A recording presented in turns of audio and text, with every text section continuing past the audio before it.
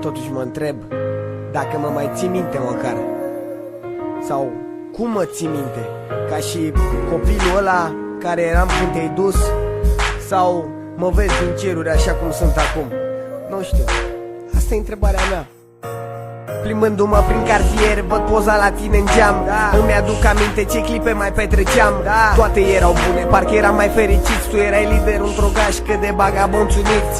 Ai plecat, frate, mi-a fost atât de greu să accept. Uneori mă mai gândesc în noapte și nu pot să cred că nu mai ești printre noi. Parcă ieri umblam prin cartier, acum ne-ai părăsit și te-ai transformat în înger. Eram un copilaș pe la bloc și tot ce-mi doream era să umblu în gașca ta și să fiu și eu golan. Văd imagini într-o zi de școală și mi-amintesc când am fost întrebat ca cine vreau să fiu când o să cresc. Atunci am răspuns că vreau să fiu Castelian, băiat de cartier, lider de gașcă și veteran. Ne rugăm pentru tine, frate, mai mult n-avem ce face. Ne lipsește normă, odihnește-te în pace. De când te-ai dus, pur și simplu nu mai e la fel.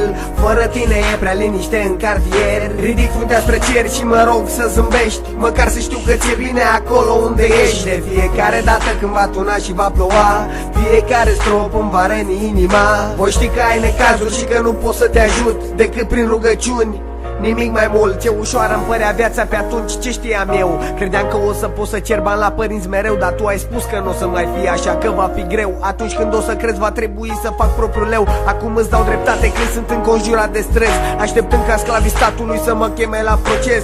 Cel mai ciudat mi se pare că abia acum aprob concepția ta despre viață, să nu trăiesc ca un rob. Fiecare clipă cu tine ce o am în gând e prețioasă, fiindcă nu ești de găsit pe acest pământ. Și-mi pare rău că nu ți-am zis vreodată mulțumesc, că m-ai încurajat să trăiesc așa cum îmi doresc. Acum când stau în fața blocului în fric și ceață, mă întreb de ce nu ți-am scris o piesă cât ai fost în viață. Frații se roagă pentru tine, mai mult n-au ce face. Ne lipsește norsele, ne odihnește-te în pace. De când te-ai dus, pur și simplu nu mai e la fel. Fără tine e prea liniște în cartier. Ridic fruntea spre cer și mă rog să zâmbești, măcar să știu că ți-e bine acolo unde ești. De fiecare dată când va tuna și va ploua, fiecare strop îmi va răni inima.